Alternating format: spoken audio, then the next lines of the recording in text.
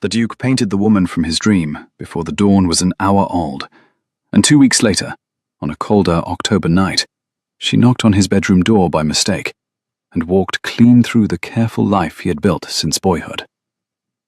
That is the story, in one breath. The slow telling of it begins on the night the dream came. Theodore Ashby, the 9th Duke of Renholm, woke in the great curtained bed at Renholm Park, with the face of an unknown woman pressed onto his mind, the way a candle leaves a mark on a polished oak table. The fire had burned to copper coals. The clock on the mantel ticked with its usual patient cough. Outside, an owl asked a question of the moonlight and got no answer. None of that had woken him. The face had. A woman he had never met, drawn in his sleep with such steady precision that he could count the small dark mole at the hinge of her jaw, the very pale scar above one eyebrow, the chip in her front tooth that showed only when she almost smiled. He pressed his palms to his cold eyes. The face remained. It refused to blur the way dream faces blur. It waited at the inside of his eyelids with patient courtesy. Theodore, who had been told since the age of 12 that he was the most disciplined young man in 3 counties, did the only sensible thing he could think to do at 4 in the morning. He got out of bed, pulled on his banyan, walked barefoot through the cold gallery to the small upstairs painting room at the north end of the house, and he began to draw her in oils before she could leave him. He worked, as he later remembered it, in a stillness that did not feel like working. He worked by the light of 2 beeswax candles and the slow rose of dawn through the east window.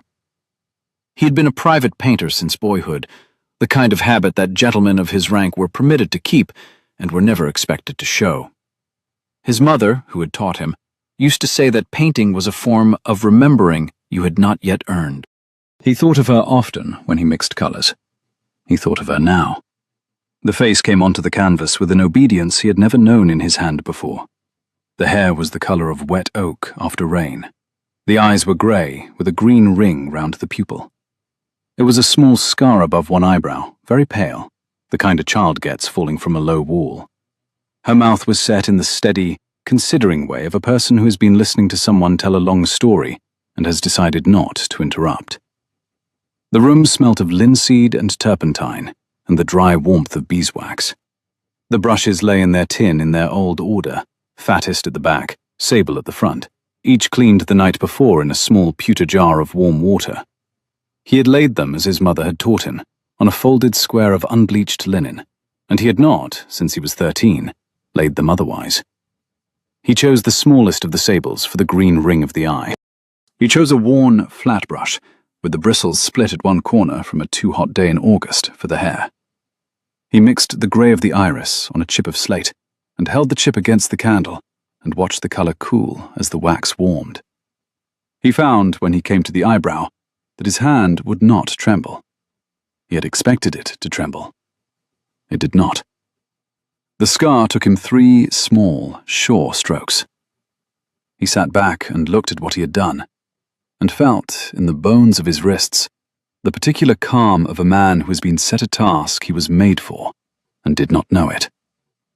Outside, the first thrush of the morning began to argue with itself in the holly by the south wall. The kitchen chimney sent up a thin, grey ribbon of smoke. The dawn moved 1 inch further into the painting room. Theodore did not lift his head. He worked the corner of her mouth with the worn, flat brush, and he was, for those minutes, the most useful instrument he had ever been. He had not, since the death of his father, been able to forget for an hour together that he was the 9th Duke of an old name. The painting forgot that for him. By the time the under-housemaid came to lay the morning fire, the canvas was nearly complete. Theodore covered it with a length of green linen and stood blinking at the window. His shoulders ached. His ink-stained fingers smelled of linseed and turpentine. He had no notion who she was. He suspected she did not exist. He told himself, with the firmness of a young duke who had inherited too much too early, but he would not think of her again. He thought of her for 14 days. He thought of her at the breakfast table on the second morning, when the toast tasted faintly of coal smoke from a flue that had needed sweeping since August. He thought of her on the 3rd, when the head gardener came in to ask about the planting of the new walnut along the South Drive, and he caught himself answering with the patience of a man considering a thing that did not concern him, very nearly. He thought of her on the 4th, when he rode out to the home farm and stood with his tenant, Mr. Loxley, by a fallen stretch of hedge, and listened to Loxley's quiet, slow speech about the price of hurdles. And he listened well, because he had been brought up to listen well. But the inside of his head was a small north room, with a green linen cloth and a face beneath it. He thought of her on the 5th, when he wrote 3 letters, one to his sister Caroline at her school in Bath, one to the steward of his Devon estate, and one to the Bishop of Salisbury on the question of a curate's living. He sealed all 3 with the same brown wax. He addressed all 3 with the same steady hand. He thought of her under the wax. He thought of her under his hand. He had inherited Renholm at 22. His father, who had been a thin, quick, sharp-tempered man with a great gentleness about his eyes, had taken a chest in a winter river and had been carried out of the world inside 3 weeks. The matter of the dukedom had landed on Theodore the way an unread book lands on a table, with a small thud and a great deal of expectation. He had been steady about it. He had ridden the boundary of the estate with his steward for 6 days running. He had sat through the long, quiet interview with the family solicitor in Lincoln's Inn. He had spoken to the tenants gathered in the great hall on a wet March afternoon, and had told them, in plain sentences, that he intended to do as his father had done, and that he hoped they would help him do better. He had been 22. He had said all that without a tremor. The tremor had come later, in his own room, with his face against the cold panel of his own door. He had not spoken of the tremor to anyone since. It is necessary to say all this, for what came next, because it tells you what the man was made of. Theodore Ashby was a young man who had been given too much too early, and had decided, instead of resenting it, to be equal to it.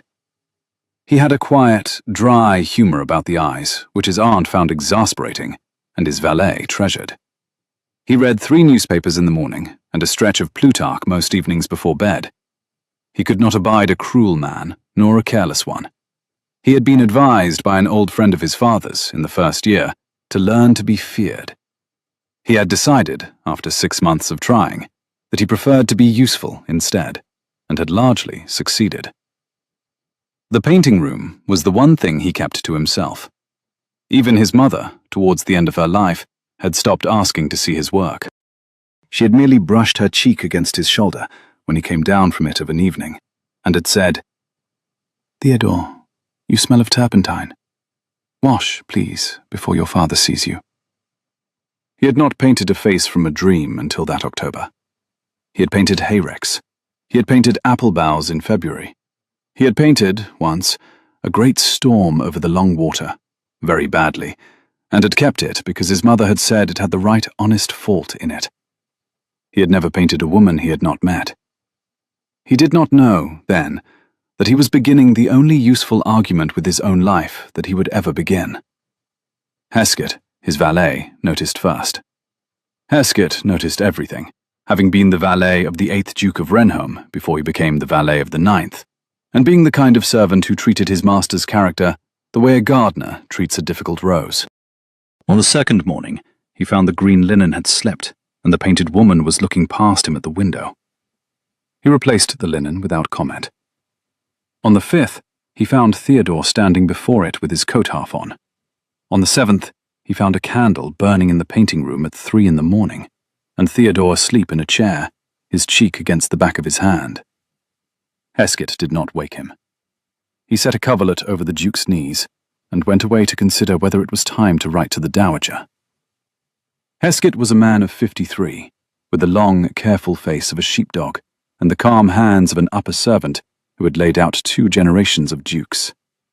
He had come into the house at 14, as a boot boy under the late Duke's valet, and had risen by the slow, patient grades of an English manner. He had married, once, a kitchen maid in his 30s, who had taken the lung fever the 2nd winter and had been carried out of the house in March. He had not married again. He had grown into the kind of servant who treated his master's character the way a gardener treats a difficult rose. He did not write to the Dowager that week. He wrote to her instead on the 10th morning, when he found the painting room had been visited a 4th night in a row. And he wrote in his slow, careful copperplate, "Madam, I am not at liberty to say more, but His Grace would benefit from the customary autumn diversion at Renham, sooner rather than later, and I take the liberty of suggesting it." He sealed the letter with brown wax and gave it to the boy who rowed the post. He went back to his pantry. He laid out a clean cloth and counted spoons by the light of the south window. He had a very long patience. The postboy reached the Dowager's house in Hampshire in 2 days. The Dowager read the letter at her own breakfast table, set down her teacup, and said to her maid in the same breath, "Pack my black trunk. We go to Renhome on Friday." The Dowager, Lady Margaret Ashby, the Duke's aunt and the chatelaine of Renhome in all but name, arrived a week into the autumn. She had not been summoned. She had felt, in the bones of her wrists, that her nephew was being foolish about something, and she rarely waited to be told what. She came with 2 carriages, 3 trunks, and a list of unmarried women whose mothers had begged her to bring them to her nephew's notice. She intended to host a small country gathering before Michaelmas. She intended, after that, to settle the Duke's future the way one settles an accounting book, line by line, signed. "I cannot like the look of you, Theodore," she said, putting her gloves down on the breakfast table with the precision of a woman setting a chess piece. "You sleep too little and you read too much. Have you taken up melancholy?" "I have not," he said. He swallowed a mouthful of tea. "I have been painting." "Painting what?" "Light, mostly."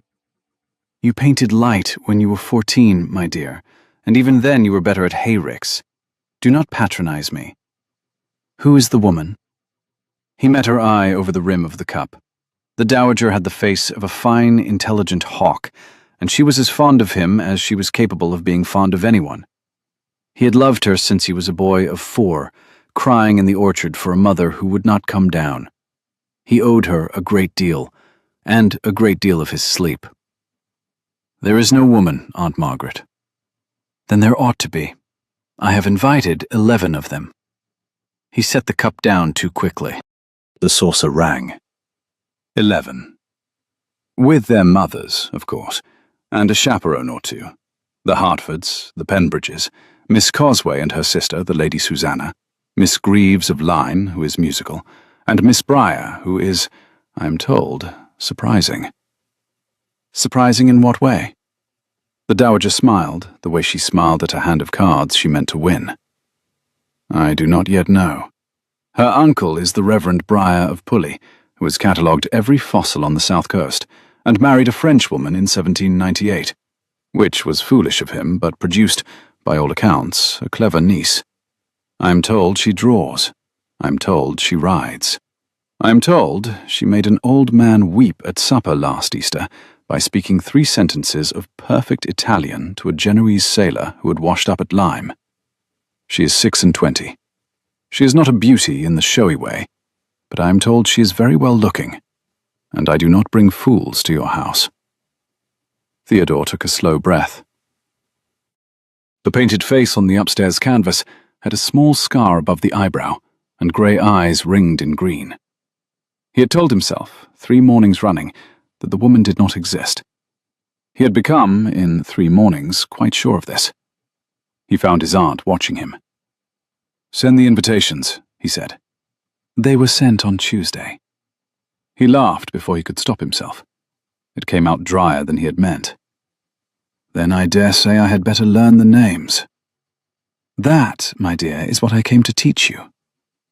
The 3 days between the Dowager's arrival and the gathering were full of the small, useful chaos that fills a country house preparing for guests.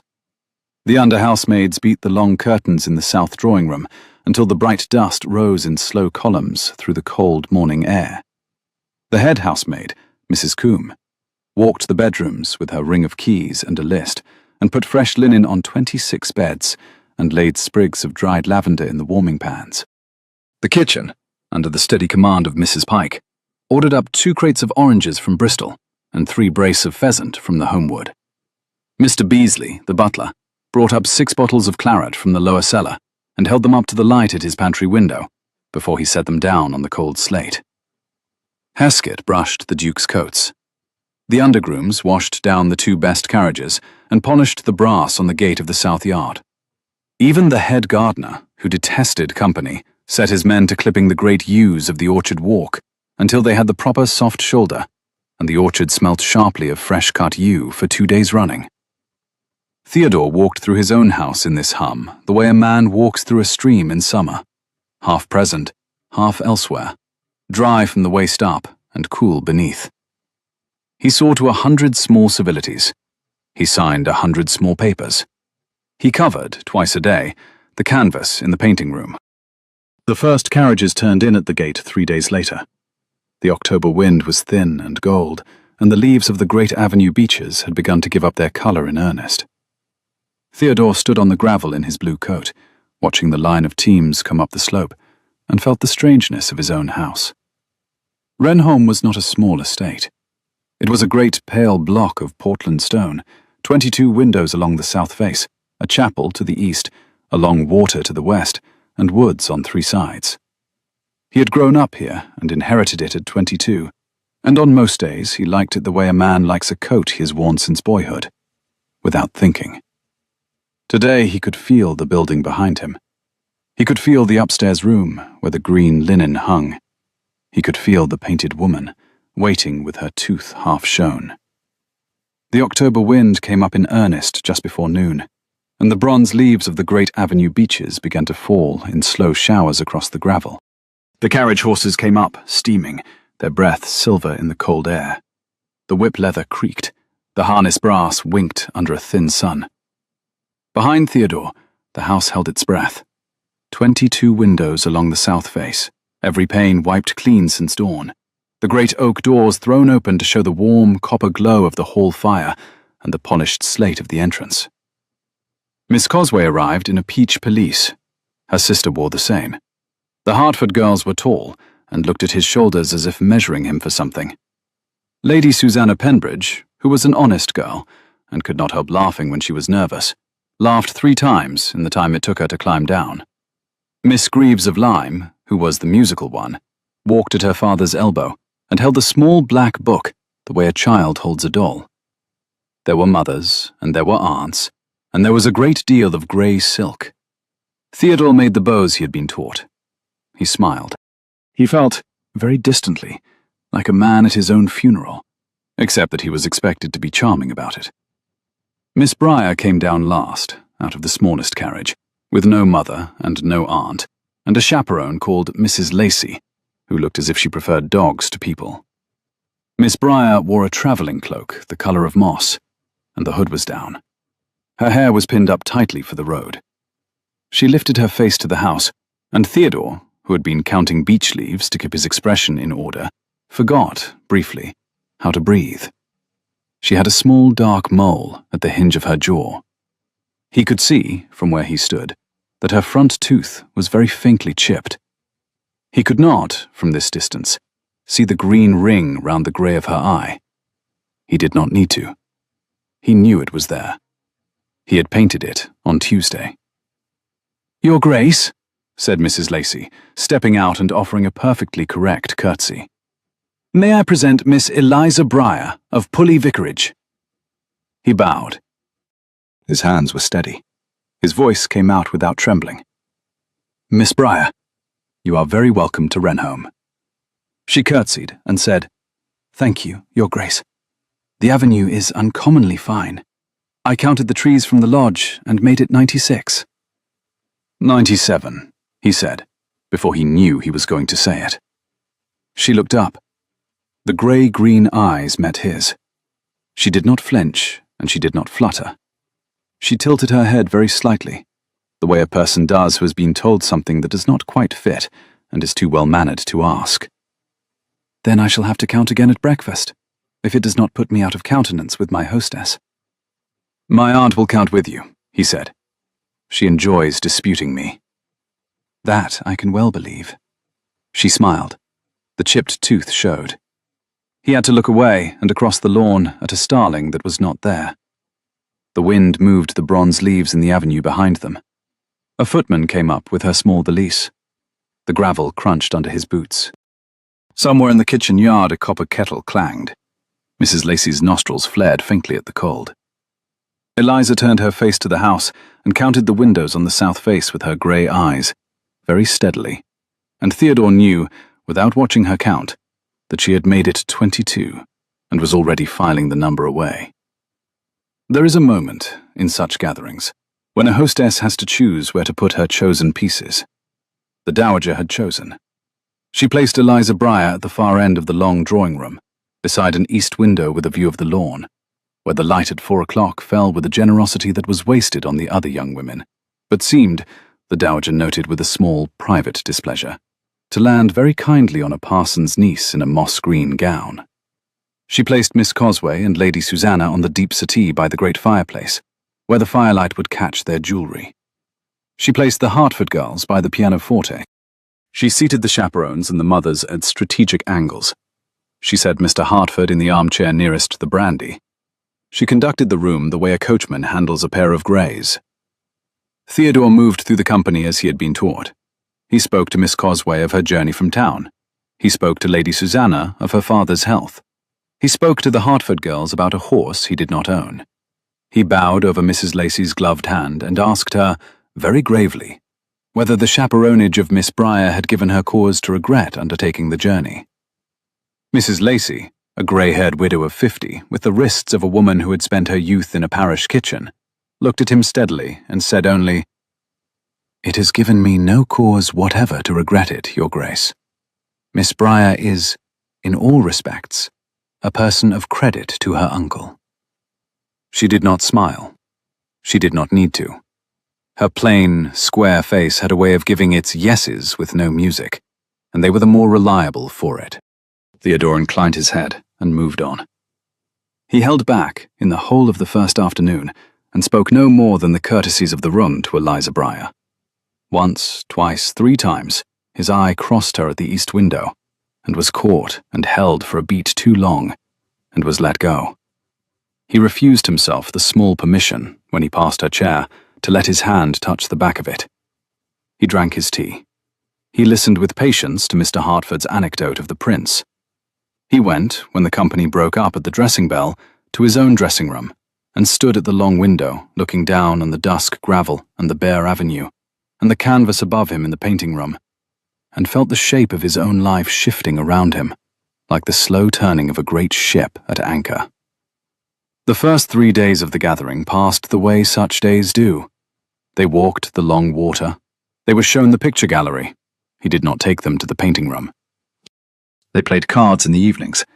They were a great deal entertained at supper by Mr. Hartford, who could tell an anecdote of the late Prince Regent and bring it home without offence.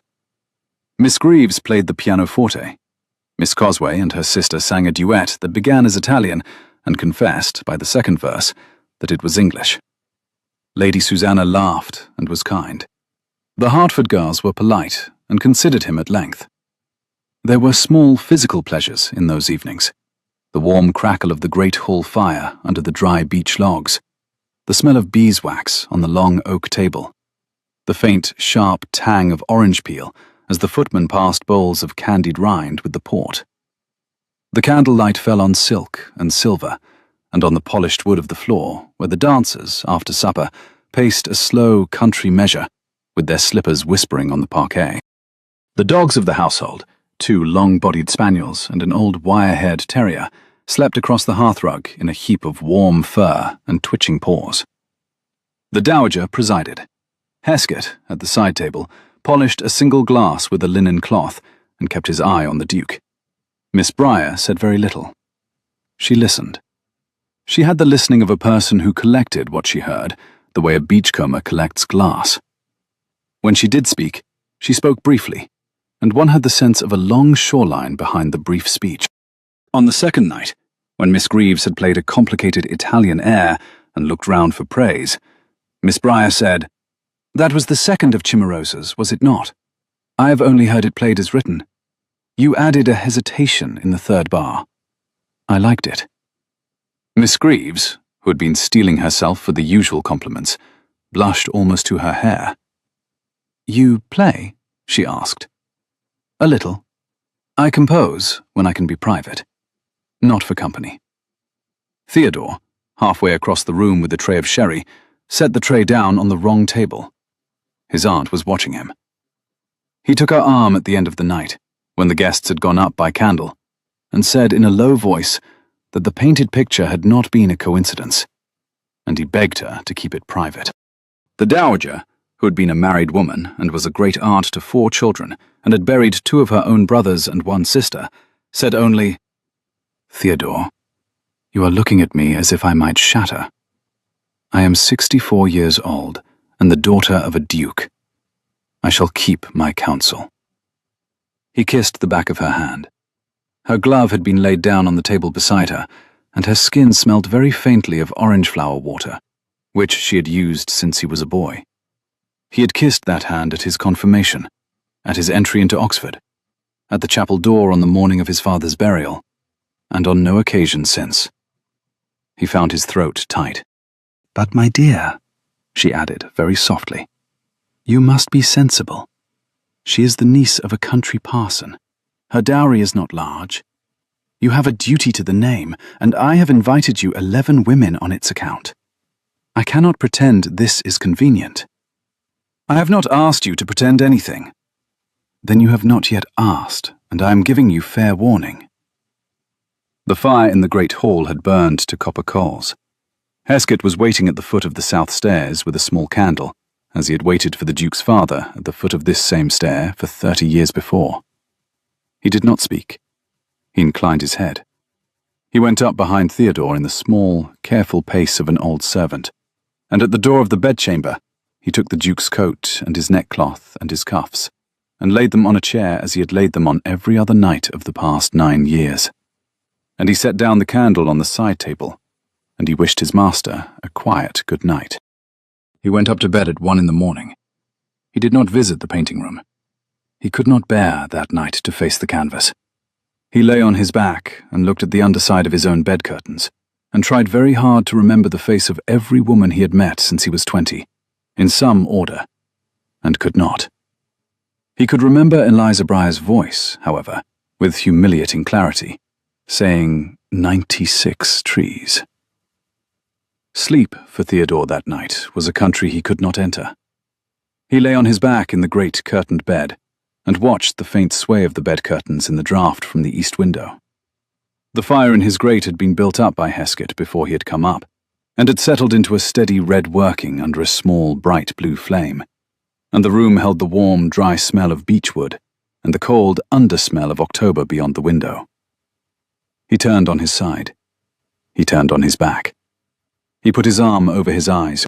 He thought of his sister Caroline at school, of the letter she had sent him in September, in which she had described, in 17 close-written lines, the precise dress she should like for her come-out, and which had ended with the careful afterthought, I hope, dearest brother, that you are not lonely. I think of you in October. He had laughed when he read it, at the 17 lines, and had wept after, at the afterthought, with the small, ashamed weeping of a man of 7 and 20 who has been told the truth by a child of 16. He thought of his father, who, in the year before he was carried off, had said to him at this same window, Theodore, you will marry for sense, or you will marry for affection, but you will not marry for a portion. I have seen it done. It hollows a house. He thought of his mother, who had married for affection at 21 against the express wish of her own father, and had been, by every account that had ever reached him, the happiest woman in 3 counties for the 11 years of her marriage, and who had, after his father's burial, faded, as Heskett put it, the way a candle fades that has not been replenished. He had not slept above a few hours when the knock came. It was a small knock, and not at all confident, and it came at the door of his own bedchamber. He thought, for an absurd second, that it was Heskett with the morning fire, but the fire had burned to nothing, and the room was very cold, and Heskett did not knock so quietly. He got out of bed, pulled his banyan round his shoulders, and went to the door. The corridor candle had guttered. Eliza Breyer stood in the dimness in a wrapper and a shawl, holding a small candle of her own in a brass dish. Her hair was loose and the colour of wet oak. Her feet were in slippers. She looked at him with the face of a person who had been crying very recently and had decided not to mention it.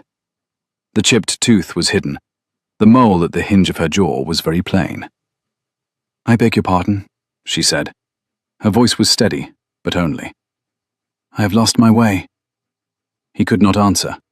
He stood looking at her with his hand on the door jamb and his banyan half on, and he understood, with the calm finality of a man recognizing his own coat on the wrong peg, that he had painted her, and she had walked to him. She lowered her candle. She must have read something on his face that he had not meant to show, because the steadiness of her voice cracked a very little. "Your Grace," she said, "I am most dreadfully sorry. I thought this was the East Passage." "You are in the South," he said. His voice came out as if he were speaking from the other end of a long gallery. "2 staircases over." "I had been writing," she said, with the careful politeness of a guest who is determined to give an account of herself. "I could not sleep. I went for a glass of water. The footman who showed me down had gone to bed, and I took the wrong turning at the picture gallery. I did not mean to knock on a door at this hour. I thought it was Mrs. Lacey's. I beg you to forgive me." "There is nothing to forgive." She managed a small, formal nod. She turned. Her shawl slipped on her shoulder, and she caught it with the steady gesture of a person who had caught a great many shawls in a great many cold rooms. He said her name. Just that. "Miss Breyer." She turned back. There was a long moment in which they only looked. He saw her face by the small candle. She saw his by no candle at all. He thought afterwards that what he must have looked like, in his banyan, with his hair loose and his face white, was a man who had been hit in the chest by something he could not quite name. She thought, afterwards, that he had looked like a man who had been waiting a long time at a window and had finally seen what he was waiting for. The small brass dish of her candle trembled in her hand. Wax slipped down the side and gathered in a soft white pearl. The corridor smelt of old wood polish and the cold of an unheated wing. From somewhere far off in the kitchen yard came the slow tread of a footman on his way to the cellar. The house breathed around them. She set her candle very carefully on the floor. "Your Grace," she said, "I'm going to ask you a question, and I should be grateful if you would not pretend it is a usual question. Have you and I met?" He breathed in. He breathed out. "No, I thought not." She looked at the carpet between them. "I have, however, dreamed of you. I have dreamed of you for 14 nights. The first dream was a Wednesday. You were standing in a window with the sun behind you. I painted you the next morning. I painted you in watercolors because I had no oils. I have never told a living soul. I should not be telling you. But you have just looked at me as if you knew me, and I should like to be honest before I go away." He found that he was holding his breath. He let it out. "I have not," he said, "the language to answer this properly, but I will try. I dreamed of you on the night of the 5th of October. I painted you the following morning in oils, in the small upstairs room at the north end of this house. I have kept the canvas under a length of green linen. I have not shown it to anyone. I did not know who you were. I did not know that you existed. I learned your name in the gravel 3 days ago from a chaperone who prefers dogs to people." A wisp of her loose hair shifted at her temple. The brass dish of the candle on the floor cast a small, warm circle around her slippered feet. The corridor stretched away into pitch dark behind her shoulder. She gave a sound that was not quite a laugh. "She does prefer dogs. I have been counting trees ever since. 97, I believe." 97. They stood. The candle on the floor steadied between them. Somewhere along the gallery, a clock told the 3rd quarter after 2. "I do not understand it," she said. "Nor I. It is not a usual thing. It is not. I am not afraid of it." He let out a breath that had been waiting in him a long time. Nor I.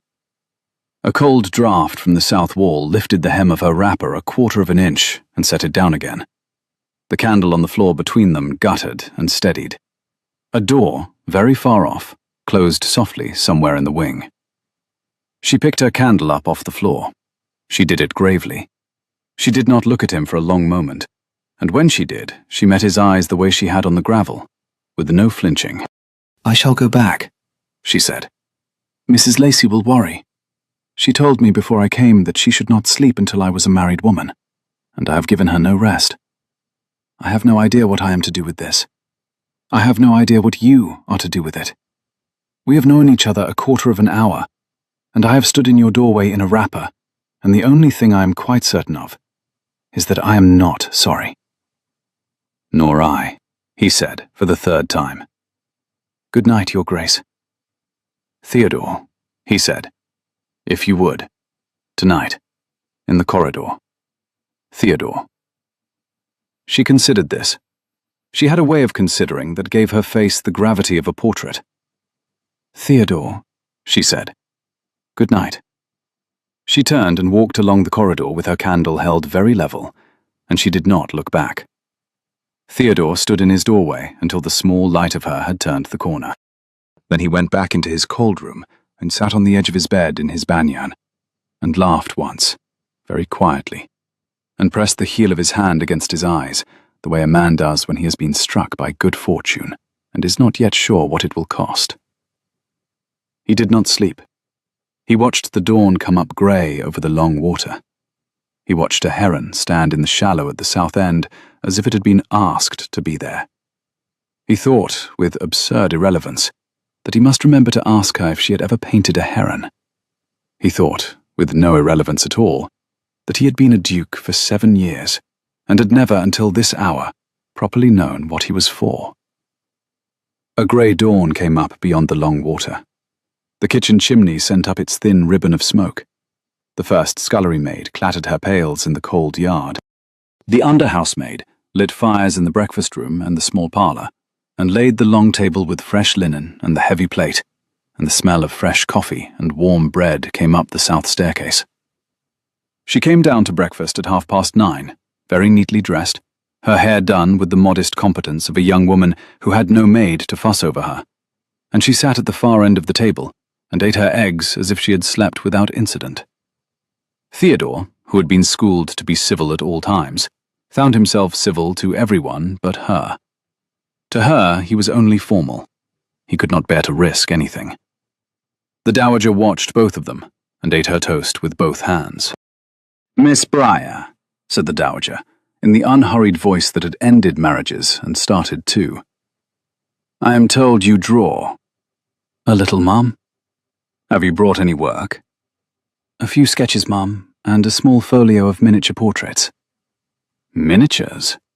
The dowager set her toast down. "May we see?" Eliza coloured very faintly. "If it would amuse the company. They are not professional work. They are made for friends." There was a small silence at the table. The Hartford girls turned their faces towards her with the slow attention of people who had not yet decided what to make of the moss-green stranger. Miss Cosway set down her teacup. Lady Susanna leaned a fraction forward. Mrs. Pike's footman, refilling the pot at the sideboard, paused with the kettle in his hand and looked across the heads of the ladies at the Duke, then went on pouring. She went up and came down with a small, flat leather case, which she opened on the breakfast table after the cloth had been cleared. The miniatures were on ivory, no larger than a thumb. There were 11 of them. There was an old man, with the sea light in his eyes, who must have been her uncle the Reverend. There was a small, dark-haired boy at a window. There was a woman in a green shawl, looking down at her own hands. There was a girl who had clearly been laughing the instant the painter caught her, the chip of her tooth showing exactly the way Eliza's did. There was a sailor with the rope mark of the trade still on his palm. There was an old woman with a kitten asleep on her wrist. The work was, by any measure, very fine. The faces breathed. The Hartford girls bent over them and were silent. Miss Greaves of Lyme picked up the boy in the window and said, after a long moment, "Goodness." Theodore, who had been keeping a careful distance, came to the edge of the table. "You have a remarkable hand, Miss Briar," he said. "I have not seen better work outside Cosway's studio." "Mr. Cosway was kind enough to teach me 3 summers in Bath, when his health permitted," she said, very evenly. "He gave me the ivory I work on. I am not at liberty to show his correspondence." The dowager raised her eyes from a miniature of a small grey dog, and looked at her nephew the way she had looked at him when he was 8 and had broken the orangery glass. Her look said, "This is the surprising niece, and you knew nothing about her until last night." Her look also said, "Be careful, Theodore."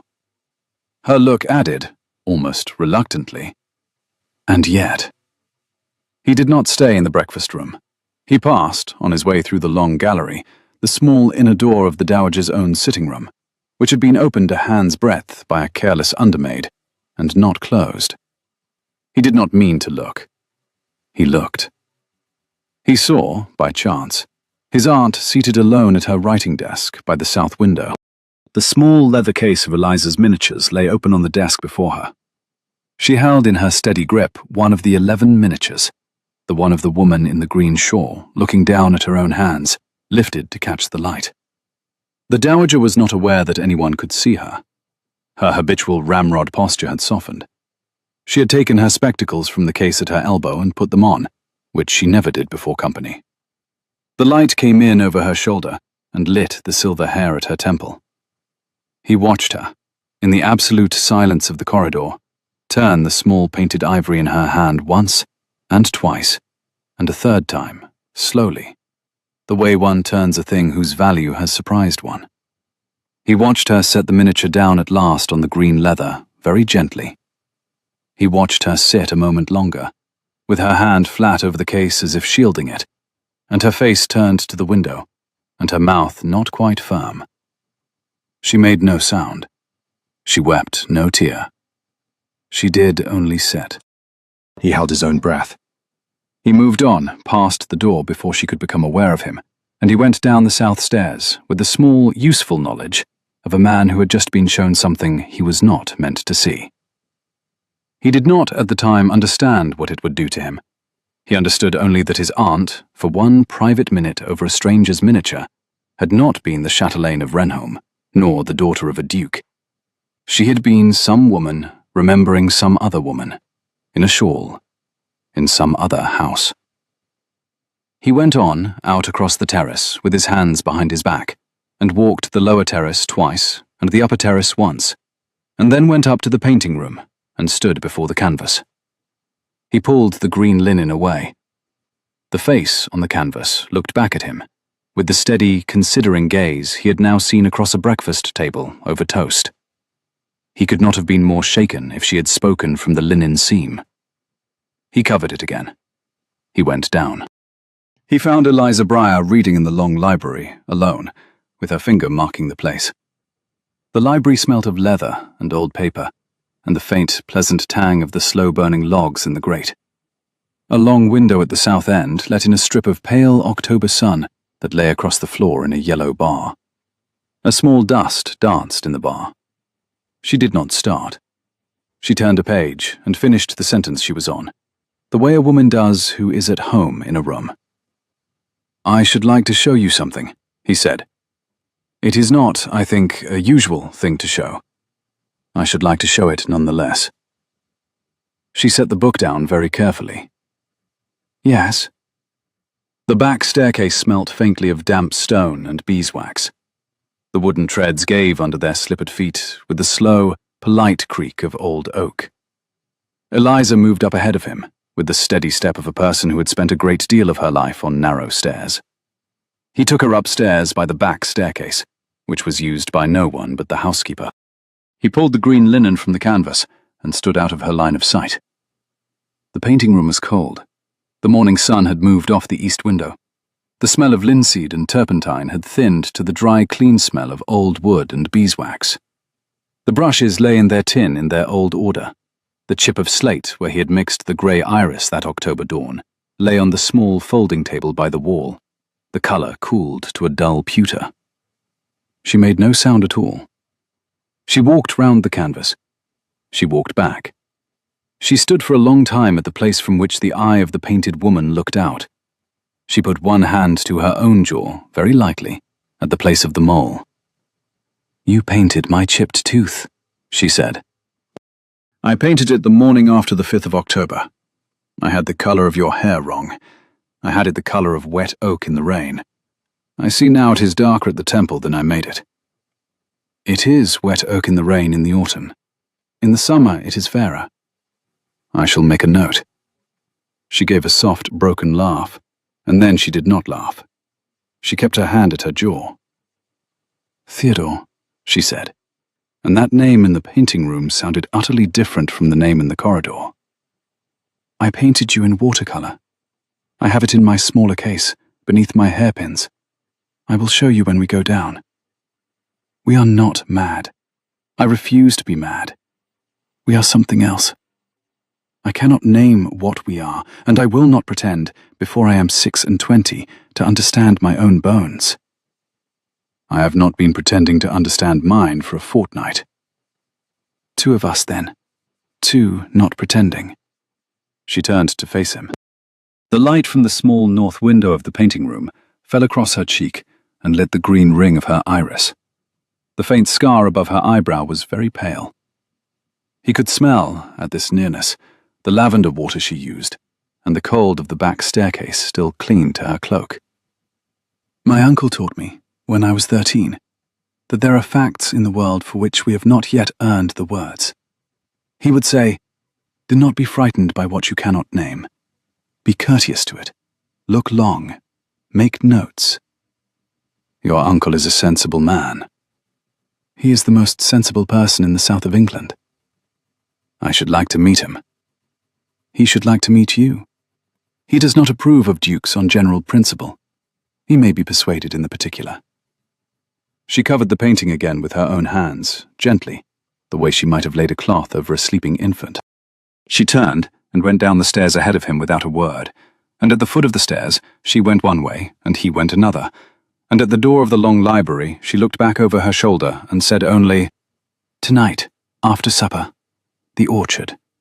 If your aunt asks, tell her you are showing me the russets." "There are no russets in my orchard." "Then we are both lying.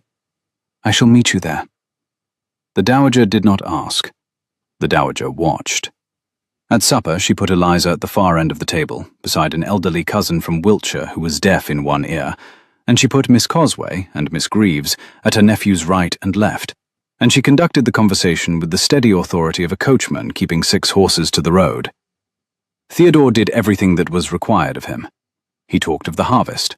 He laughed at Mr. Hartford's anecdote of the prince. He praised Miss Greaves's playing. He did not look at Eliza Breyer, and Eliza Breyer did not look at him. And twice in the course of the meal his aunt's eyes found his with the particular calmness that meant she had decided to fight him. The dinner ran very long. The fire in the great hearth threw a steady warm light onto the polished oak of the table and onto the cool silver of the cutlery. Mrs. Pike sent up a brace of partridge in a claret sauce, a saddle of mutton, a dish of forced asparagus, 3 sorts of jelly, a pyramid of small white pears, and a Stilton cheese laid out on a vine leaf. The conversation went steadily under the dowager's hand. Theodore answered when he was spoken to. Eliza answered when she was spoken to. They did not speak to each other. After supper he went to the orchard. The night was cold, with the small, clean smell of frost not quite arrived. The grass along the terrace gave faintly underfoot. A fox barked once in the lower wood, and went silent. Theodore could hear the slow lap of the long water against the stone of the bathing step. He could hear his own pulse at his ear. The moon was 3 nights from full, and laid a silver track across the lawn. The orchard lay south of the kitchen garden, behind the yew walk, where the ground sloped down toward the long water. It was full of old apple trees, that the head gardener insisted were the same trees that had stood there in his grandfather's time. The October moon was 3 nights from full, and the leaves were thick under his boots. Eliza was there before him, in a dark cloak, her hood up against the dew. "You did not bring a lantern," he said. "I should be a poor secret if I did." He took her hand. It was cold. He set it inside his coat against his own ribs to warm it, and she did not pull away. They stood under an apple tree that had been there for 60 years. "I cannot offer you anything in form before I have spoken to my uncle," she said. "I shall write to him tonight. He will reply within 3 days. He is not a fast man with a pen, but he is a reliable one. I should also tell you, before we go any further with each other, that I have very little money. I have my mother's ring, and her piano, and a folio of miniatures, and the better part of £300. I have an opinion or two. I have a fault." "Tell me the fault." "I am stubborn. I am stubborn the way a stone is stubborn. I do not change my mind because I have been pressed. I change my mind because I have been shown. My uncle says it is the only useful kind of stubbornness, but it is exhausting in a wife. I have been told my fault since I was 12, he said. I am too disciplined. I do not laugh enough. I have been told it by my aunt, by my valet, and by the head groom, in that order. I should like to learn to laugh more. I think I have begun this week. I have heard you laugh once. Have you? At breakfast, when I said I had counted 96 trees. You did not laugh out loud. You laughed in your shoulders. It was, on the whole, a satisfactory laugh. Then I shall do it again. She smiled. The chip of tooth showed. He kissed the back of the hand he was warming against his ribs, very lightly, the way a man kisses a relic. And she made a small sound, and then a steadier one. Theodore. Yes? I should like to be courted. I should not like to be married next Tuesday. Nor I. I should like to be courted for a season. I should like to meet your tenants. I should like to see your stables and your kitchens. I should like to be sure of you in all weathers before I am bound. You shall have all the weathers I have. They stood under the apple tree until the dew began to settle on their hair, and they did not kiss, although they came near it once, and they did not need to. He took her back to the house by the side gate. He delivered her to Mrs. Lacey in the small parlour. Mrs. Lacey looked at him with the unblinking patience of a woman who had spent 30 years watching young people make decisions. He inclined his head. He went up to bed. Dawn came up cold and clean. The frost on the lawn lay in a thin, glittering crust. The east window of his bedroom was rimmed with a faint white tracery of ice. The fire in his grate had gone to grey ash. He woke at 5 and went to the painting room and painted, for the first time in his life, his own face from memory. He found he did not know how he looked. He found, after some time, that he had painted a man with rather more humour about the eyes than he had ever thought he had. He set the canvas beside the canvas of Eliza. He covered them both with the green linen. He went down to breakfast. The dowager was up before him. She was sitting in the small breakfast room with the post in 2 neat piles in front of her. The fire was very high. Theodore knew before he sat down that there was going to be a fight. "Theodore," she said, "sit, please. I shall be brief." He sat. "You are in love with Miss Briar?" "Yes." "You have decided you are going to court her?" "Yes." "You have not spoken to me about it." "I am speaking to you now." She poured him his coffee. She set the pot down with great precision. "I have, as you know, the deepest affection for you. I have stood as a mother to you since you were 4. I am asking, before I say anything more, that you remember the position from which I speak. I am not your enemy. I am the woman who taught you to ride your first pony, and I am the woman who held your hand at your father's interment, and I am the woman who sat with you the winter you had the lung fever, and would have been carried off if Heskett and I had not taken it in shifts. I remember. Good. Now, listen to me. Miss Briar is a very fine young woman. She is gifted. She is well bred on her father's side, and not poorly bred on her mother's, and she has the cleverness of a person who has read more than she has been allowed to say. I do not despise her. I have spent 4 mornings observing her and 3 evenings speaking with her, and I find her, in herself, remarkable. I should be delighted to know her as a friend in this house. But you are the 9th Duke of Renham. You have 8,000 acres, a tenant roll of 240 families, a Westminster seat that comes with the title, an estate in Devon, a townhouse in Mayfair, and a sister at school in Bath who will need a dowry of £15,000 by 1820. You have a name that has been kept in the front of the house for 400 years. You owe that name a wife, who brings a name back to it. Miss Cosway has a portion of £40,000, and a mother who knows everyone. Lady Susanna Penbridge has the Duke of Marlbridge for an uncle, and a portion of £25,000. Miss Briar has £300, a folio of miniatures, and a parson uncle. I am not blind to her excellences. I am asking you to be unblind to the rest. I am unblind to the rest. Then you are foolish. Aunt Margaret. No. Theodore, I shall have my say. You are foolish because you imagine you are choosing between a woman and a column of pounds. You are choosing between a woman and the security of every soul who depends on you. You are choosing between a face you saw in a dream and the roof on 100 cottages, and you know it.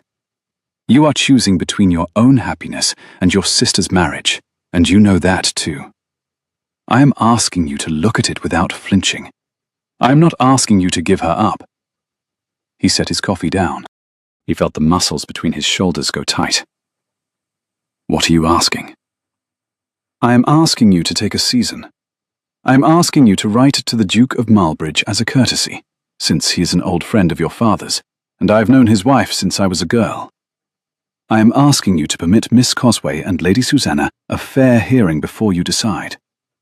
I am asking you to court Miss Briar if you must, but to court the others as well, for the space of 1 season in town, and to make your decision at the end of it, with the books of the estate open before you. If at the end of that you choose Eliza Briar, I shall stand witness at the chapel myself, and I shall buy her ivory by the pound. And if I refuse, you will not refuse. I refuse. She closed her eyes. She opened them. She did not raise her voice. Then I shall be sorry for you. I shall be sorry for your tenants. I shall be sorry for your sister. And I shall, when I am in town next spring, hear nothing said in your favour, because there will be nothing favourable to be said. You will not stand against me. I will not stand for you, Theodore. There is a great difference. He stood up. He put his serviette down on the table. He felt, with the clarity he had not felt since he was 17 and had refused to enter the church, that the room had turned 3 degrees colder. I love you, he said. I love you, and I shall not be moved on this. He went out.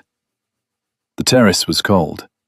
The sun, when it came out from a long grey cloud, struck the wet flagstones and lifted a small steam from them. The long water lay still as a piece of slate. The heron stood at the south end on one leg.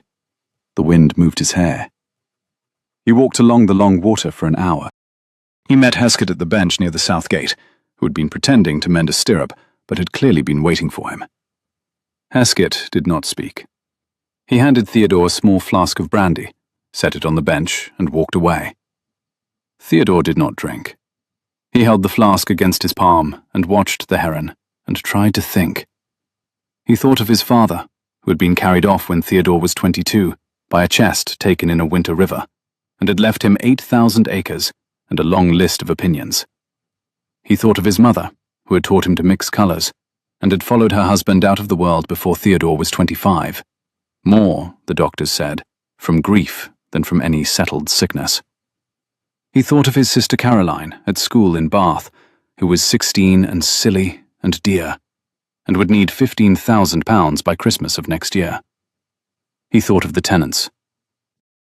He thought of the cottages with their new slate, paid for last spring, and the wages of 14 footmen, 11 maids, 3 coachmen, the head gardener, the undergardeners.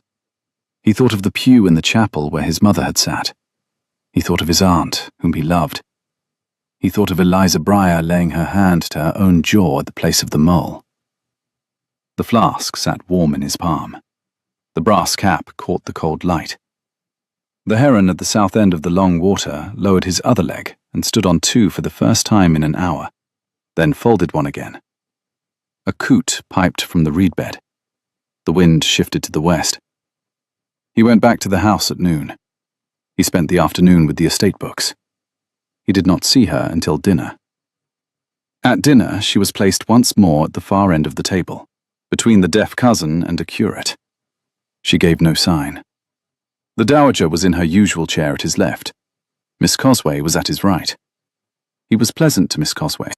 He found, with relief that surprised him, that she was a kind girl, and not at all a foolish one, and that he liked her very much, and would never be in love with her. He told her, when the meal was over and the ladies were leaving, that her singing had been a great pleasure. She blushed and was grateful, and did not push for more. The dowager watched and said nothing. The house slept around them. The long clock in the hall struck the 11:45 as he passed it on his way out, with the slow, patient tick that had measured his boyhood. The garden door at the south end was kept on a single bolt at night, drawn back by the head footman before he himself went up. Theodore slid it noiselessly and stepped out into the cold. The frost was not quite settled yet. The yew walk smelt sharply of fresh cut. He went down the path without a lantern by the memory of his own feet. He met Eliza by the orchard gate at midnight. He did not have a lantern. She did not have a candle. The moon was nearly full now, and the apples were dark on the trees.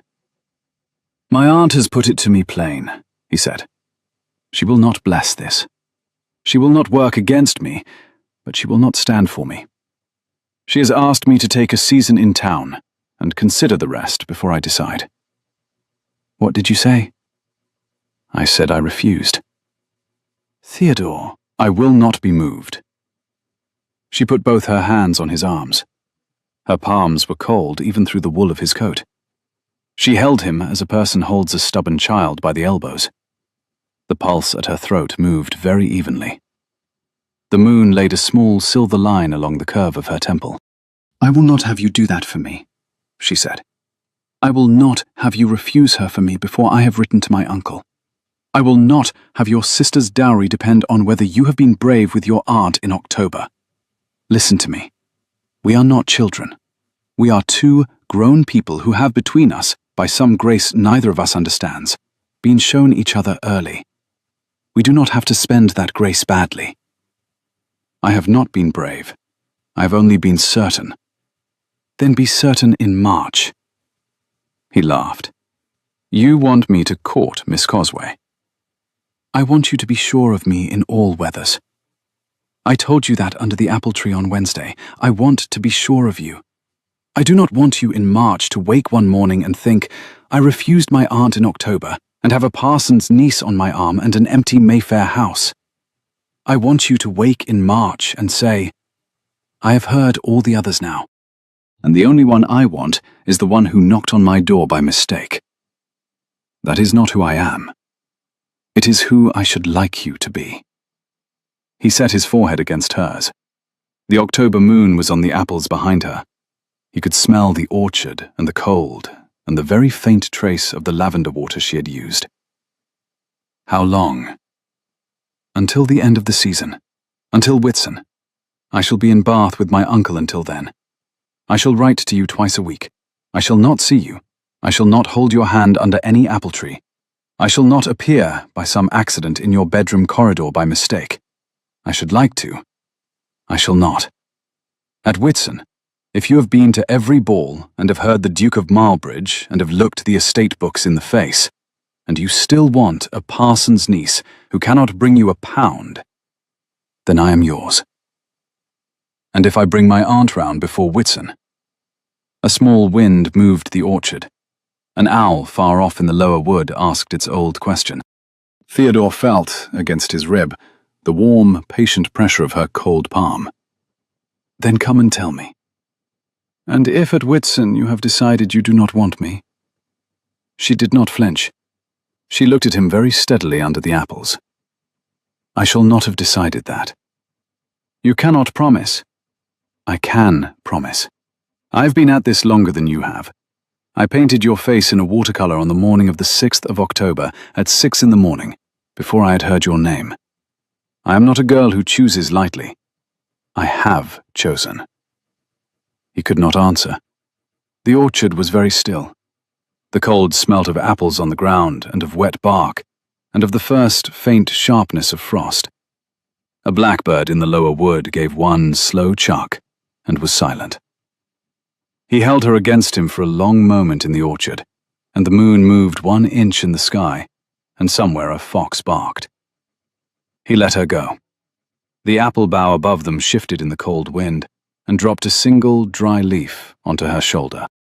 He brushed it away with his thumb. She did not move. The frost had begun to settle in earnest now along the grass at the foot of the trees. "Until Whitsun," he said. "Until Whitsun." They walked back together to the side gate. She put up her hood. He bowed over her hand at the door of the small parlour. Mrs. Lacey was awake by the fire with a piece of mending in her lap, and she looked at him without a word. And he looked at her with the look of a man who has decided to spend a winter mastering himself. Mrs. Lacey nodded once. She approved, she did not approve. She would keep her mistress safe. She went back to her mending. A grey October morning broke very cold over the gravel. The grooms brought round the small chaise. The breath of the horses rose in clouds against the dark line of the avenue beeches. The underfootman carried down the trunks. Heskett, in a clean black coat, stood at the foot of the south steps with his hands clasped behind his back. Eliza left Wren home at 8 the next morning, with the smallest of the trunks and the most modest of the cloaks. Theodore watched from the south steps until the carriage turned out of the avenue at the lodge. The dowager stood at his shoulder. He did not look at her. "You will not regret this, Theodore," she said. "I shall not say so again, but I shall say so once." "You may say so as often as you like, Aunt Margaret. It will not change me." "I do not wish to change you. I wish to keep you whole." He turned at last and met her eyes. She did not flinch. She was the woman who had held his hand at his father's interment. "I know," he said. "Then come in. Your breakfast is cold." The autumn closed in. The other guests went home in 2s and 3s. Wren home emptied. The long water turned grey, and then the colour of pewter, and then, by St. Andrew's Day, the colour of slate. The wind came up from the east on the first morning of November. It came hard and cold across the long water, and rattled the shutters of the south face, and shook the last bronze leaves down off the beeches in the great avenue. Theodore stood at his bedroom window and watched the leaves come down. The smell of wood smoke rose from the kitchen chimney. The smell of cold stone rose from the gravel. The smell of wet leather rose from his own boots, which he had not yet put on. He pressed his forehead against the cold glass and felt the chill of it move into his temple. The pulse at his throat slowed. He missed her with the sharp, particular ache of a wound that has not yet decided whether to heal cleanly or to leave a scar. He missed her in his hands first, the way a man misses a brush he has set down in another room. He missed her at his shoulder. He missed her in the small, chipped tooth he had painted in oil in the upstairs room. He went out into the cold morning and walked along the long water until his ears ached and his cheeks stung, and he came back warmer than he had been when he set out, and he ate his breakfast with a quiet appetite, and he wrote a letter to his sister Caroline that filled 2 sides of a sheet and ended, very simply, "I am, on the whole, well." November came slow and cold over the long water. Theodore rode the boundary of the home farm in a thin drizzle on the last day of October, with Mr. Loxley at his elbow and the understeward, Mr. Grimes, riding behind on a sturdy bay. He saw to the slating of 3 cottages at Wenton Cross. He approved the felling of a wind-blown elm at the bend by the South Lodge. He sat at his desk for 2 long evenings with the steward's books open in front of him and a single tallow candle at his elbow, and worked through the rents and the wages and the matter of his sister's portion by his own hand. He did not need to do it by his own hand. He chose to. He found, by midnight on the second evening, that the books were honest, that the estate was sound, that his aunt had spoken to him in October with the urgency of a woman frightened by his face rather than by his ledgers. He set the books down. He went to bed with a great calm in his chest. He failed, that night, to dream of Eliza Breyer. He dreamt instead, with absurd vividness, of his father walking the long avenue at dusk, with one hand on the head of a black retriever, and woke at 5 not sorrowful, but quiet, as if a long sentence had been finished in him properly at last. Theodore went up to town the second week of November. The townhouse in Mayfair had been kept on a holding establishment of 3 servants and a steward through the autumn, and on his arrival, the housekeeper, Mrs. Fenton, lit fires in all 6 receiving rooms and aired the bedrooms, and produced, by some quiet miracle of management, a hot supper of mutton and turnips on a clean cloth at 7 o'clock on the very evening he arrived. Theodore ate it at the small table in his library, with the curtains drawn against the smoke and noise of Curzon Street, and he wrote afterwards to Eliza by the same candle, a short letter, 4 sides only, that said almost nothing of his feelings, and a great deal about a fossil he had seen at a dealer's in Piccadilly that morning, which he thought her uncle would value. He signed himself, with proper modesty, "Yours always, Theodore." He sealed the letter. He gave it to the night footman at 11:30 for the morning post. He climbed the cold staircase to his bedroom with a candle. He slept well. He took his seat in the house. He attended the dinners. He danced with Miss Cosway twice, and with Lady Susanna twice, and with the Hertford girls once each, and he was polite to all of them, and a friend to several. And he was not in love with any of them, and they were all of them too well bred to pretend otherwise. The ballrooms of that winter ran together in his memory afterward as one long room.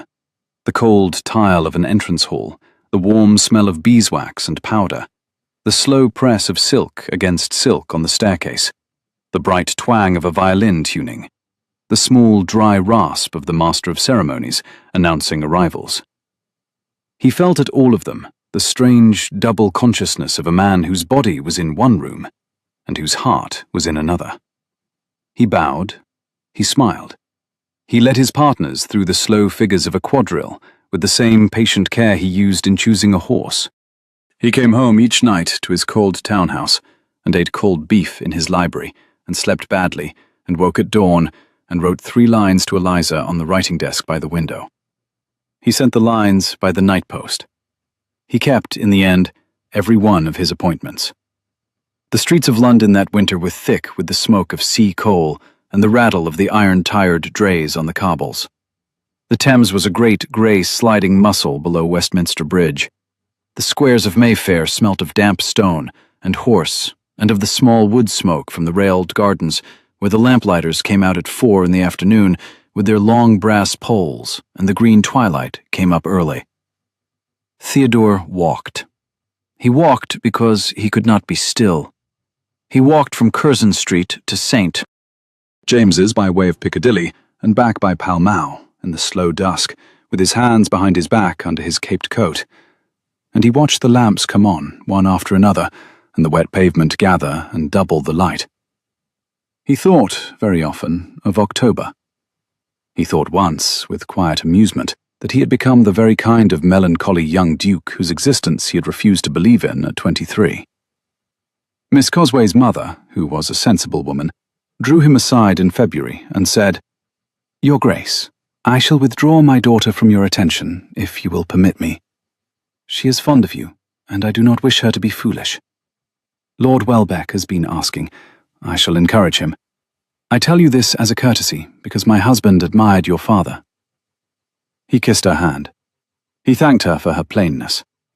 He went home to his townhouse and wrote to Eliza. The Duke of Marlbridge, whom his aunt had wished him to consult, was an old man of 74, with white whiskers, and a careful affection for Theodore that had been inherited, like the rest of Marlbridge's possessions, from his own father. Theodore went to see him in his townhouse in Berkeley Square on the 3rd Tuesday of December. Marlbridge received him in a small, wainscoted room with the fire built high, and they sat across from each other in two old leather chairs with a decanter of port between them on a low table. Mulbridge listened. Mulbridge listened the way old men listen who have been bored by drawing-room politics for 40 years and have learned to spot the rare, honest sentence on a young man's face. Theodore set out the case. He said the woman was a parson's niece. He said her portion was £300. He said she drew miniatures of an excellence he had not seen outside Cosway's studio, and that her uncle had catalogued half the fossils on the south coast, and that her chaperone, who was no flatterer, called her in private a person of credit. He said his aunt had asked him to consider the rest, and that he was considering it. He said he was in love. He said the word plainly, without theatre, the way another man might say, "I have a fever." Mulbridge nodded. He drank his port. He poured Theodore another glass. "You are very like your father, Theodore," he said at last. "He came to me in this room when he was 8 and 20, and he sat in that very chair, and he told me he was in love with a woman who had no money and a difficult sister and a great deal of opinion. I told him then what I shall tell you now. I shall not advise you against her. I shall advise you only this. A great estate is not yours, my boy. It is yours in trust. Your wife must be equal to that trust. If your Miss Briar is so, by your honest reckoning of her, then marry her with my blessing, and tell your aunt that an old man in Berkeley Square has set his hand to the choice. If she is not equal to it, then in 3 years, when the first hard winter comes and 100 families want bread, you will both be sorry. I do not think you are a fool. Decide as you would decide on the price of a hurdle, with your eyes open." Theodore did not speak for a moment. He thought of Eliza's hand laid against her own jaw at the place of the mole. He thought of her face above the miniatures on the breakfast tablecloth. "She is equal to it, sir." "Then there is nothing more to say. Bring her to me at Whitsun. I shall give her tea. I shall be insufferable to her for a quarter of an hour, to see what she is made of. After that I shall sign my name in your registry as a witness, and I shall settle a small thing on your second daughter, if it pleases God to send you a second daughter. Go home." Theodore went home. He spoke to his sister Caroline at the Christmas holidays. She had been sent up from Bath by the school, under the chaperonage of a Mrs. Tuke, who fell asleep in the carriage at Maidenhead and woke only at Hyde Park Corner. Caroline, at 16, was a thin, tall girl with the family bones and a startling new dignity she had acquired in the course of one Bath winter. She had been told by the Dowager, in a private letter she did not yet know Theodore had read, that her brother was contemplating an unwise marriage. She had read the letter twice. She had folded it. She had said nothing. She had spent the carriage journey thinking. She walked into the library of the townhouse on the second day of Christmas, with her hands folded at her waist and her chin set, and she said, "Theodore, I should very much like to be told the truth, and I should rather you did not soften it. I am a sensible person." He had laughed at her, because he loved her, and he had then told her the truth, without softening it. He had told her of the dream, and the painting, and the corridor in October. He had told her of the bargain. He had told her of the Dowager's letter.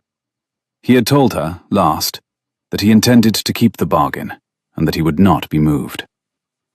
Caroline sat for a long moment with her hands folded in her lap and her eyes on the fender. Then she said, "I should like to meet her at Whitsun. I should like to write to her in the spring. I do not care, Theodore, about Miss Cosway. Miss Cosway is a kind, beautiful, pleasant girl who is not in love with you. The woman who painted you in watercolour at 6 in the morning is. I think you should marry her, and I think Aunt Margaret shall come round, because Aunt Margaret has never in her life refused a person she has been forced to know. Promise me you will let me write to her. You may write to her tomorrow. I shall write to her tonight." She had written to her that night. Caroline's letter was 4 pages long, and contained, in among the cheerful school news, a sentence that Theodore had not until then known his sister capable of. "I have heard, Miss Briar, that you have considered my brother to a degree he has not until now been considered by any woman of sense. and I am writing to thank you for it." Eliza, on receiving the letter, had taken her uncle into the front parlour at Pully, and had read the sentence aloud, and had then put her face in her 2 hands and laughed, very softly, until her uncle had said, "Eliza, that is enough now," and had put a handkerchief into her hand. He wrote to her, in the end, 3 times a week. She wrote back twice. Her letters were short and very plain. She told him of her uncle's parish. She told him of the fossil her uncle had found in February, and had named, with no permission from the Royal Society, after his late wife. She told him she had been teaching the village children to draw on Tuesdays. She told him of a small commission for a miniature of an old sea captain who had given her half a crown and a kiss on the brow. She never once, in any letter, said she missed him. He understood why. He missed her with the steady, unspectacular ache of a man who has set his hand on a hot stove and has decided not to lift it. Christmas in London came under a thin, cold rain. The lamps along Curzon Street were lit at 3 in the afternoon. The wet pavements doubled their yellow light. The carriages on Piccadilly threw small fans of muddy water against the curb. In the steady drizzle, the houses smelt of wet brick and chimney soot, and the smaller squares smelt of green winter laurel and damp railings. He spoke to his aunt at Christmas, when she came up to town to keep an eye on him. He spoke to her for an hour in her drawing room, with the door shut. He told her what Eliza had said in the orchard. He told her of the bargain they had made. He told her, quite humbly, that he was attending every dinner she could think to put him at, and that he had asked Miss Cosway's mother for a great deal of advice on parish patronage, and that he intended to look the books in the face before March. He told her that he was not changing his mind. He was, however, being shown. The dowager poured them both a glass of something stronger than tea. She did not at once speak. "You are a strange young man, Theodore," she said at last. "I had thought you wedded to the form of the thing. I find you are wedded only to the substance of it. I cannot quite forgive Miss Briar for having seen this in you before I did. She has not asked to be forgiven. I know. That is what is unforgivable. I shall set about forgiving her in spring. I should like to meet her uncle the parson before I commit myself." "You shall." "And Theodore?" "Yes." "I have, since you went away, looked at the books. I have written to your steward. I have looked at the slate on the cottages, and the wages on the books, and the rents, and the matter of your sister's portion. We are not in such straits as I implied in October. I implied them to frighten you. I should not have done. You did not deserve to be frightened." "You have always frightened me," he said. "I have grown by it. You shall stop growing by it now." He kissed the back of her gloved hand. The fire in the small grate behind her had burned to copper coals. The lamp on the side table threw a soft yellow circle over the tea tray. He went home. He sat by the fire and read Eliza's last letter again. He thought, with a great calm in his ribs, that the bargain had been the right one.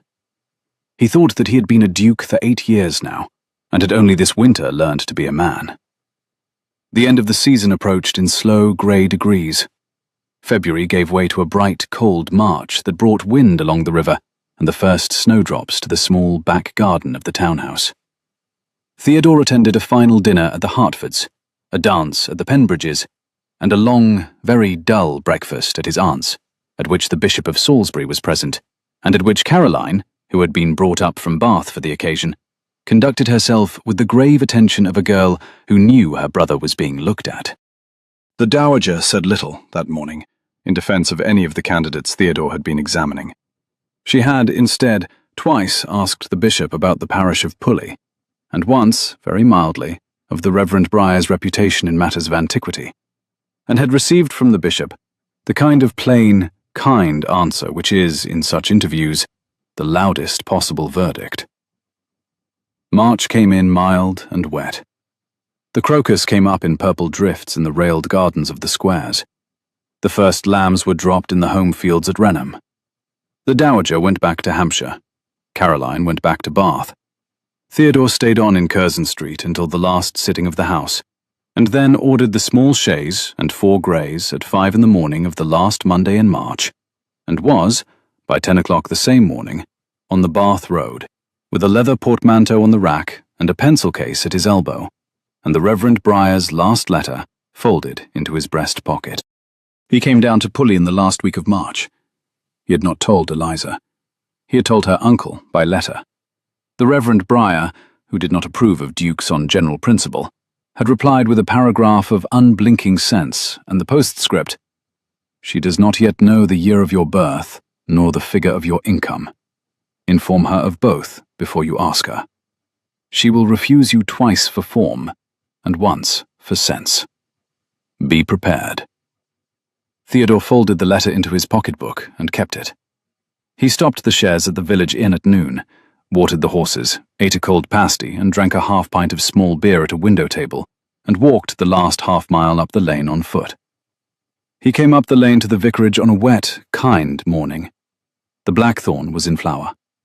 He saw her in the front garden, on her knees in the muddy bed by the gatepost, with her sleeves turned up and her hair the colour of wet oak in the rain.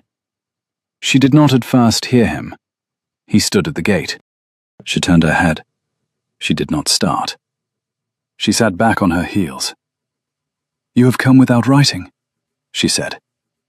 "I have come with a great deal of writing in my pocketbook." "Sit on the wall, Your Grace.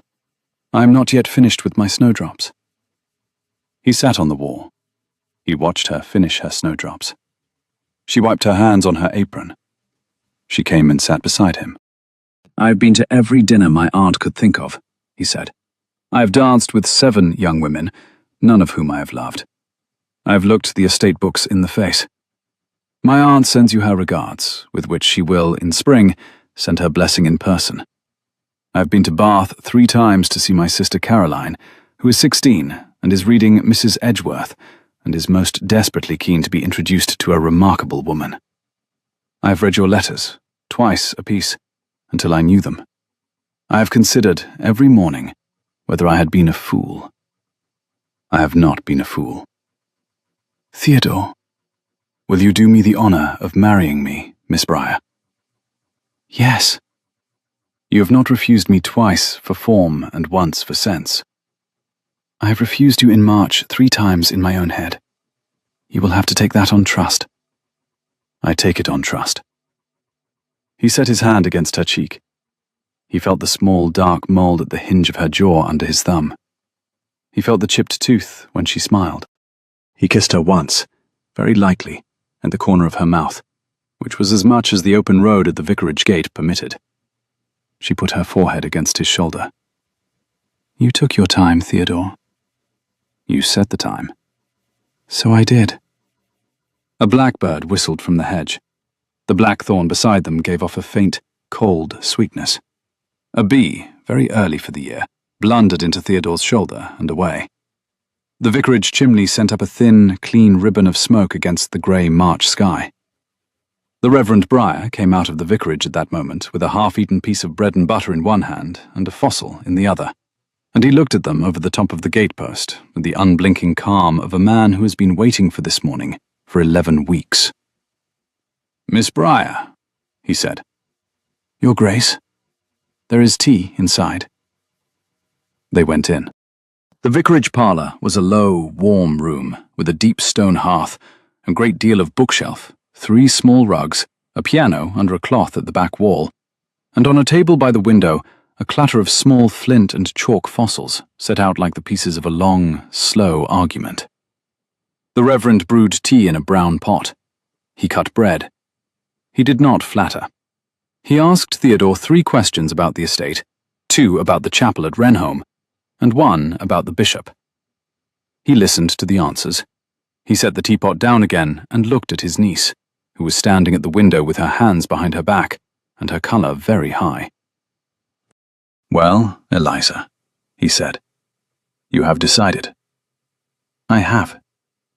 "And you, Your Grace, have asked." "I have, sir." "Then we have nothing further to dispute. I should like to write to your aunt directly, if you will permit me. I should like to meet her at Whitsun. I should like to see your chapel. I should like, if it is not impertinent, to be told the proposed marriage settlement before the lawyers are called in, since my niece is, on her mother's side, the natural heir to a small parcel of orchard at Lyne that I do not propose to let into the hands of any gentleman without an opinion of my own about it. Yes, sir. Good. Pass the butter. Theodore passed the butter.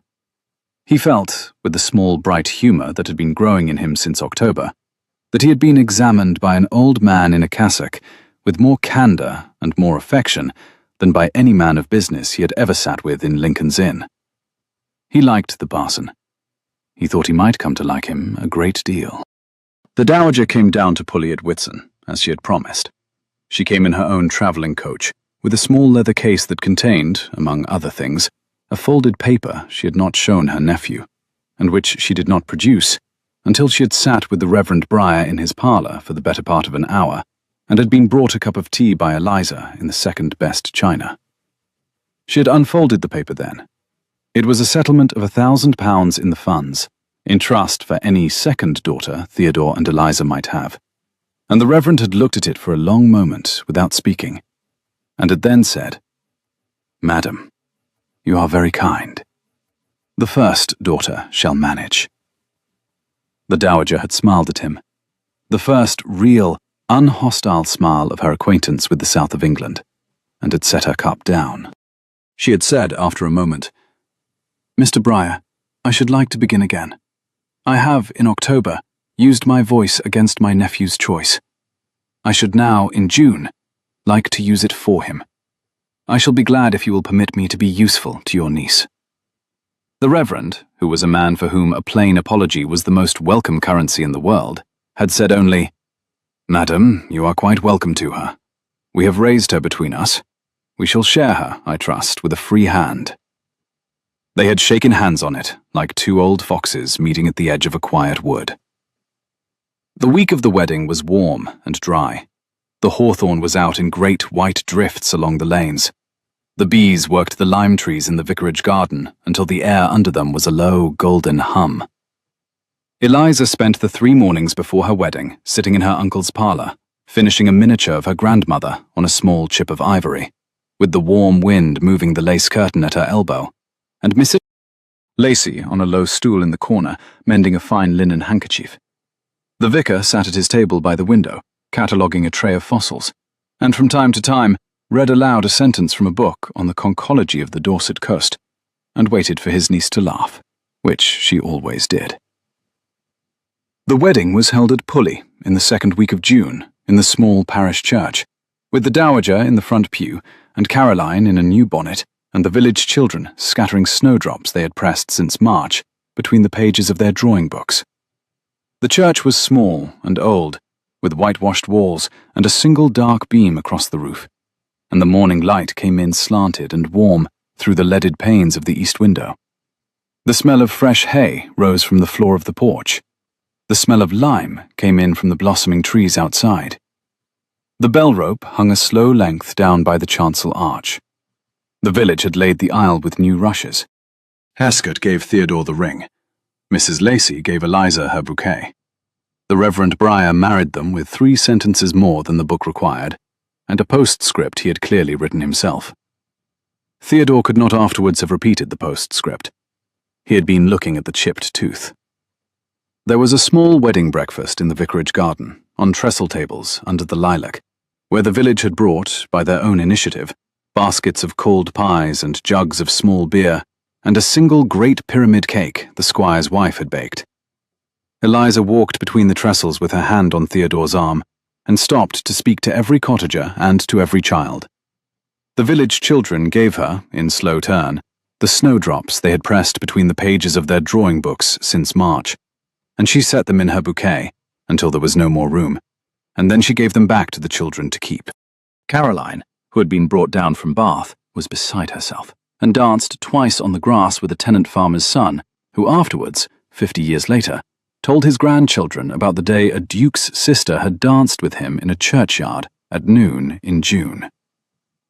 The Reverend Briar gave a short, unsentimental toast in praise of his niece's stubbornness.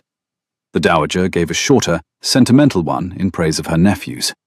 The bishop, who had ridden over from Salisbury and was a man of long good humour, gave a third in praise of patience, and the company cheered him with such goodwill that Heskett, standing in the back row in a clean black coat, was for the first time in his service seen by another servant to laugh. They went home to Wrenholme. The carriage took the road by way of Salisbury and Winchester, with the small chaise behind and the dowager's coach behind that, and the kitchen cart following with Mrs. Pike and a basket of cold pies. The chestnut trees along the road were in full leaf and threw heavy green shade onto the dust. The sky was a high, pale June blue. Eliza kept her hand in Theodore's the whole of the first stage. She kept her eyes on the long line of fields running past the window. She told him, in the small voice of a woman saving a thought she had been keeping a long time, that she had thought, on the morning of the 6th of October, when she finished her watercolour, that she would never tell any soul about it. He pressed her hand and looked at her without speaking. The carriage rocked. The dust came up off the road in slow gold curls. He thought, with the small private humour she had taught him in October, that he had become a man who knew when to keep silent in a moving carriage. The journey home took 2 days by easy stages. They slept the first night at a clean inn at Stockbridge, where the landlady, who had been told by her ostler that there was a duke in her small parlour, brought up with her own hands a hot pie and a pot of stewed apples and a jug of cream. Eliza ate her supper at a small deal table, with her sleeves turned up against the heat of the fire, and her hair just beginning to dry from the rain. Theodore watched her over the rim of his cup. He did not speak. He was, for a long quarter of an hour, the most contented man in the south of England. The October dream did not come back. He did not expect it to. He had only needed it once. They walked the long water on their first afternoon as husband and wife. The light was the warm yellow light of late June over still water, and the slow current at the south end laid small silver ripples against the stone of the bathing step. A heron stood on one leg in the shallow, exactly as if it had been told to be there. The reeds rustled. The trout rose in slow rings against the dark of the deeper pool. Eliza pulled off her glove and let her hand drift through the cold water, and laughed softly at her own coldness. And Theodore took her hand and dried it inside his own coat against his ribs, as he had done in the orchard in October. They sat by the heron and were quiet. They went up the back staircase to the painting room. He pulled the green linen away. She stood for a long time, and then she pulled the green linen away from her own canvas, the one she had carried from Pulley, wrapped in 2 woolen blankets, and they set them side by side. 2 faces in oil and watercolour, painted by 2 hands in 2 parishes on 2 mornings, looking at each other across nothing at all. "We shall keep them here," she said. "We shall keep them here. And one day, when we are very old, we shall show them to a granddaughter of ours, and we shall say, 'This is the night I knocked on your grandfather's door by mistake, and this is the morning he had painted me already.' And we shall tell her that there are facts in the world for which we have not yet earned the words." He laughed at her shoulder, in his shoulders, the way she had liked. "I have heard you laugh twice now," she said. "I shall do it again." She turned her face up to him. He kissed her properly, in the painting room, with both canvases watching. The fire in the small grate behind them crackled once and settled. Outside, in the great avenue of beeches that he had once counted to 97, the late spring wind moved through the leaves with a sound like a long, kind sentence ending well. They stood there a long time. Then they went down to supper, and the dowager rose at her place to greet them, and the long table was warm, and Heskett bowed at the door, and Wrenholme, the great pale block of Portland stone with 22 windows along the south face, kept them, as it had kept his father's, and as it would keep, for many quiet years, the steady habit of their happiness.